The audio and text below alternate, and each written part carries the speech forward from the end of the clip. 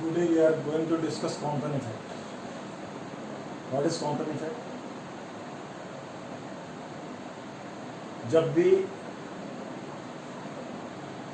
एक वर्णीय एक्सरे में monochromatic x ray किसी टारगेट पर आपतित होती है तो वो स्कैटर हो जाती है अलग अलग डायरेक्शन में। जब स्कैटर्ड एक्सरेज को एनालाइज किया जाता है तो प्राप्त स्कैटर्ड एक्सरेज की जो वेवलेंथ है वो इंसिडेंट एक्सरेज से ज़्यादा होती है। इंसिडेंट एक्सरेज की तुलना में स्कैटर्ड एक्सरेज की जो वेवलेंथ है वो ज़्यादा होती है, यानी बढ़ जाती है।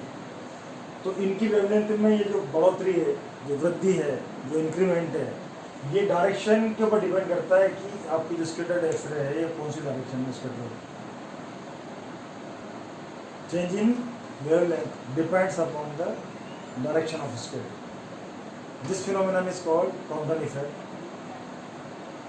This phenomenon was observed by H.A. Compton in 1923. ये जो एक्सपेरिमेंटल एविडेंस है ये बताती है कि एक्स किरणें जो कि क्या है, विद्युत चुंबकीय विकिरण है, इनकी क्वांटम प्रकृति है। क्वांटम प्रकृति की सहायता से ही हम इस प्रभाव को एक्सप्लेन कर सकते हैं।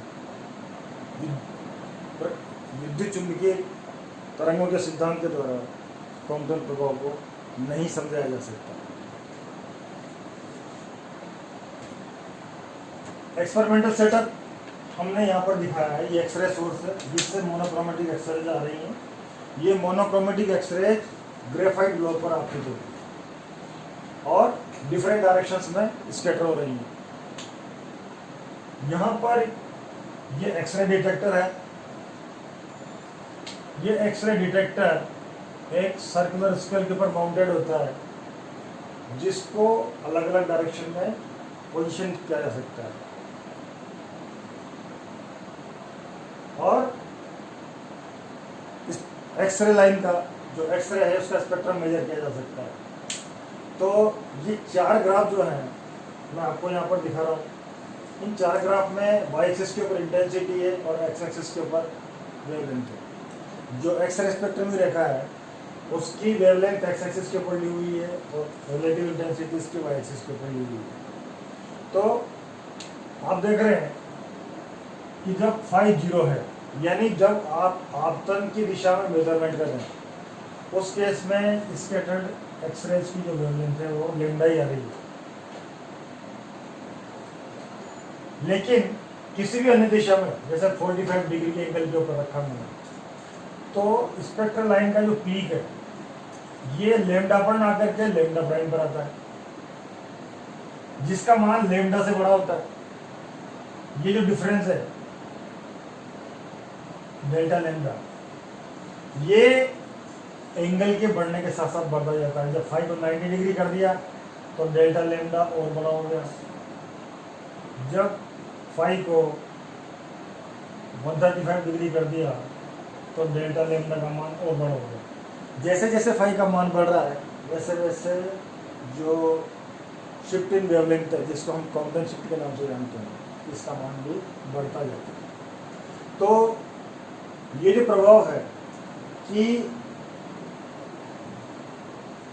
जो स्कैटर्ड एक्सरेज की तरंग दैर्ध्य में वृद्धि है ये डायरेक्शन डिपेंडेंट है। इस प्रभाव को हम चरसम्मत भौतिकी के सिद्धांतों से या क्लासिकल थ्योरी से नहीं समझा सकते। इसकी व्याख्या करने के लिए पुनः कॉम्पटन ने क्वांटम सिद्धांत का उपयोग किया और अपना सिद्धांत प्रतिपादित किया। जो कॉम्पटन का सिद्धांत है उसमें यह माना कि जो एक्सरे फोटोन है वो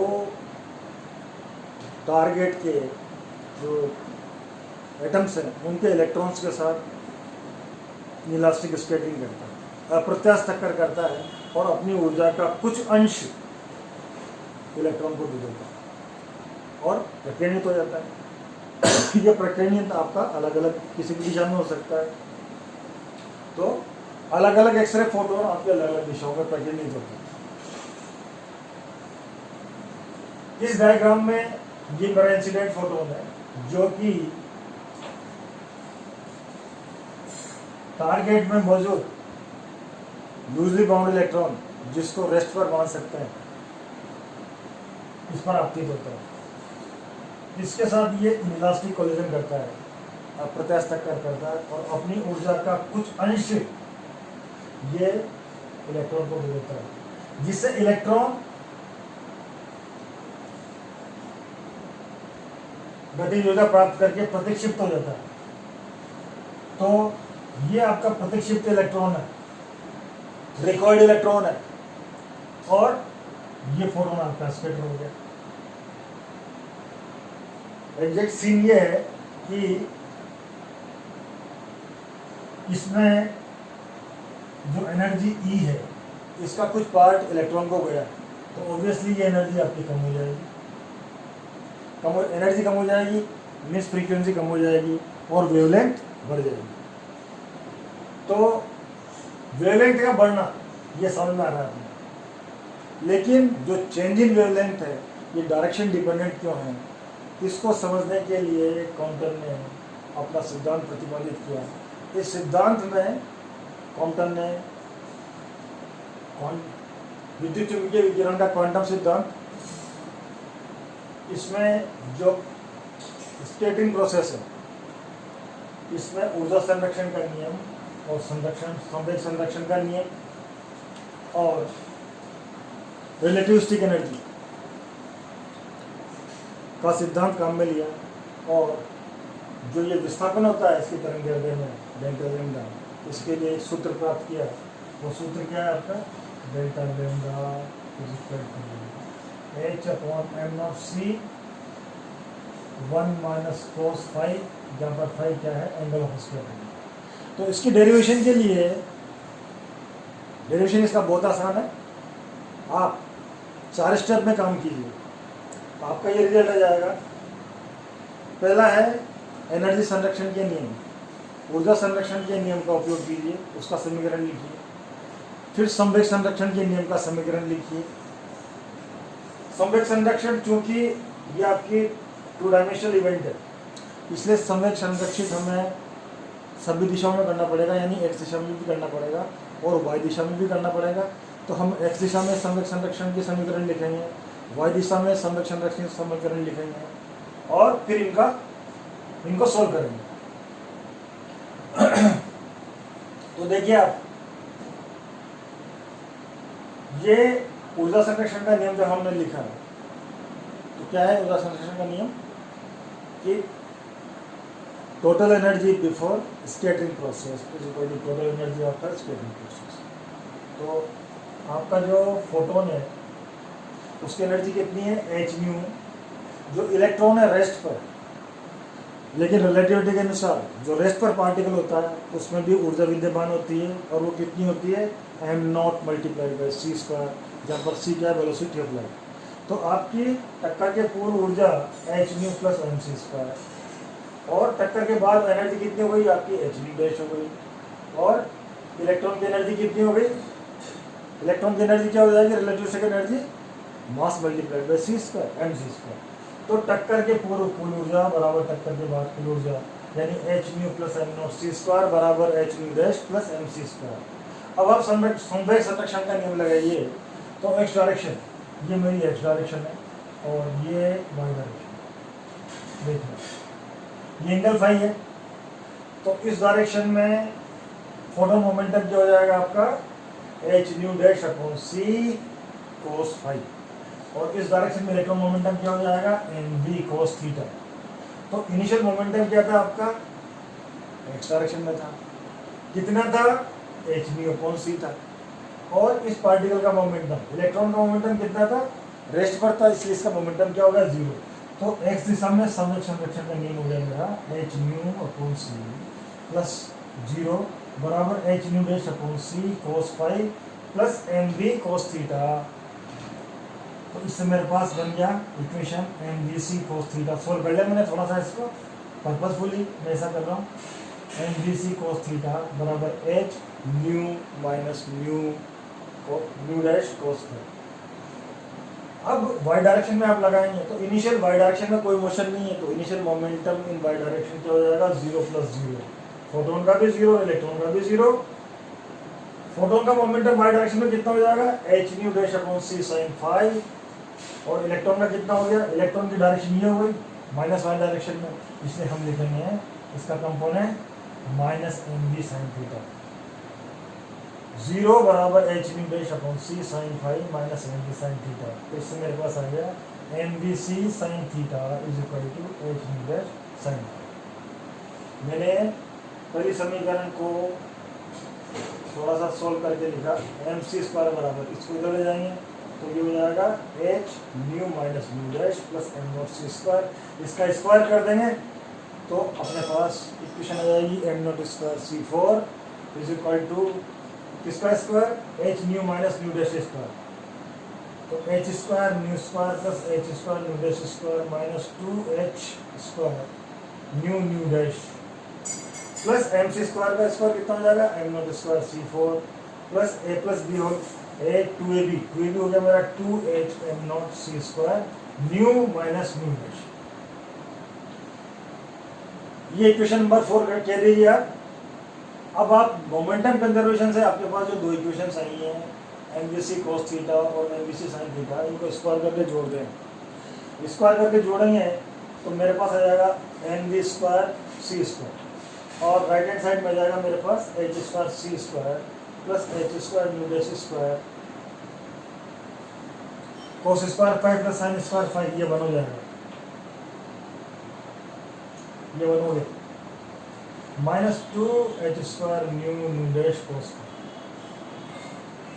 अब मैंने क्या किया कि ये तो बन हो गया, अपने पास फाइनली बच गया h² new square plus h² nu dash square minus 2h² nu nu dash cos 5।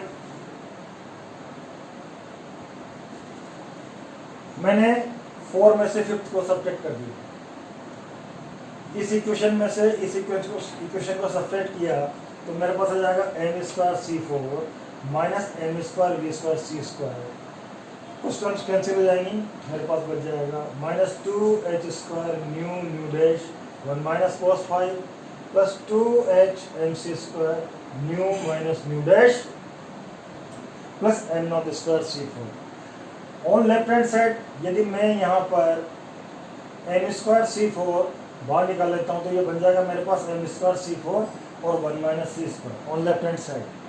अब यहाँ पर मैं क्या करता हूँ कि आइंस्टाइन के स्पेशल थ्योरी ऑफ रिलेटिविटी से मास सोल्यूशन फॉर्मूला का उपयोग करता हूँ। m is equal to m0 upon √1 minus v² upon c²। तो इससे मेरे पास आ जाएगा m² 1 minus v² upon c² बराबर m0²।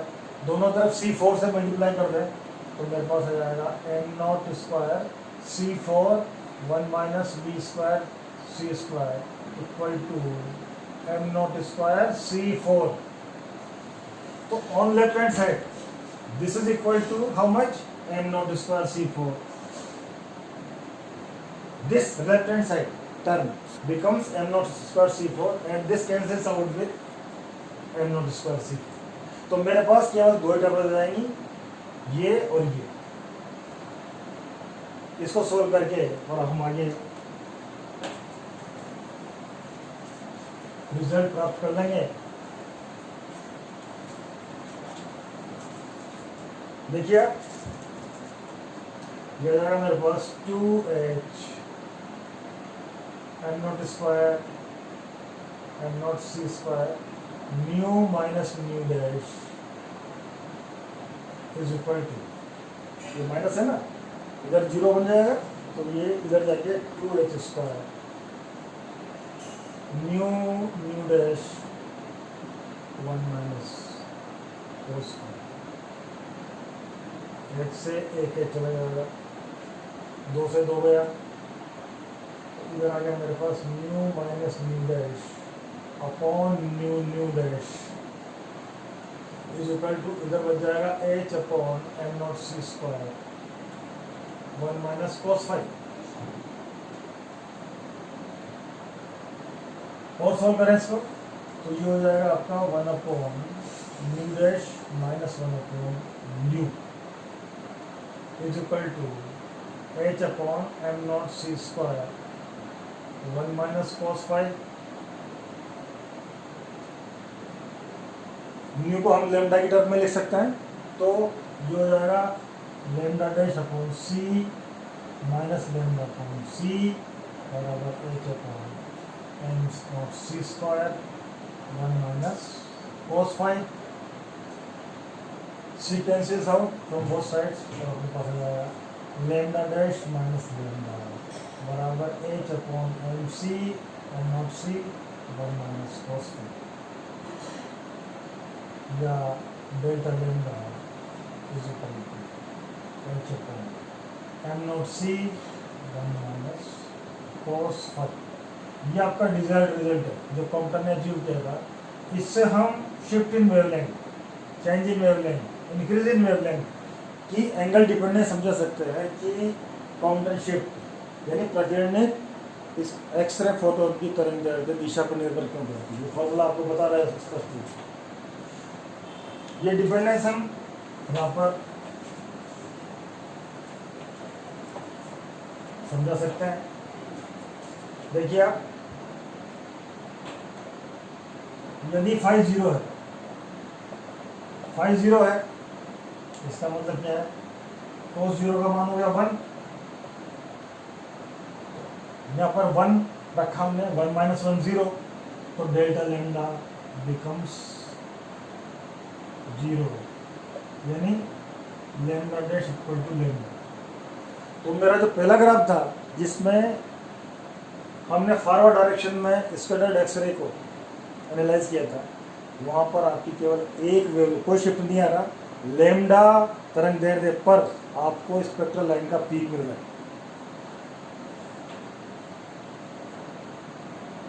यदि phi is equal to 90 degree तो cos फाई कितना हो गया 0, और ऐसे केस में delta lambda is equal to h/m0c। ये कॉम्प्टन वेवलेंथ भी कहते हैं। ये जो टर्म है इसको हम कॉम्प्टन वेवलेंथ भी कहते हैं। Compton wavelength fundamental constant h, m0 और c, तीन चीजें आ रही है इसमें, h, m0 और c, इन सब की वैल्यू अपन यहाँ पर रखे हैं। तो h 6.62 into 10 to the power minus 34 upon 9.1 into 10 to the power minus 31 kg mass electron का, और वेलोसिटी ऑफ लाइट क्या है 3 into 10 to the power 8। तो दिस बिकम्स 0.0242 एंगस्ट्रॉम। ये शिफ्ट इन वेवलेंथ आएगा आपका किसके लिए, वो फोटोन जो इंसिडेंट डायरेक्शन की तुलना में 90 डिग्री के एंगल पर जाए। यदि फाई का मान और बड़ा है तो डेल्टा लेमडा का मान और बढ़ता है। यदि फाई को हम 180 डिग्री लें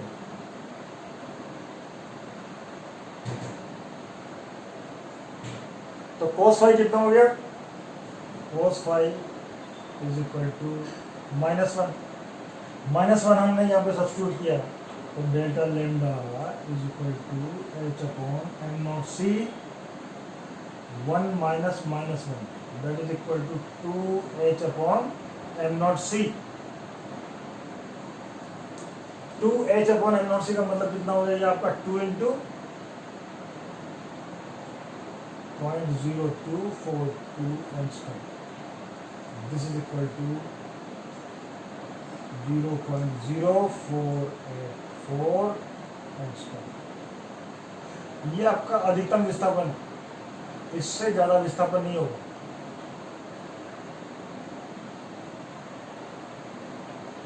आप किसी भी वेवलेंथ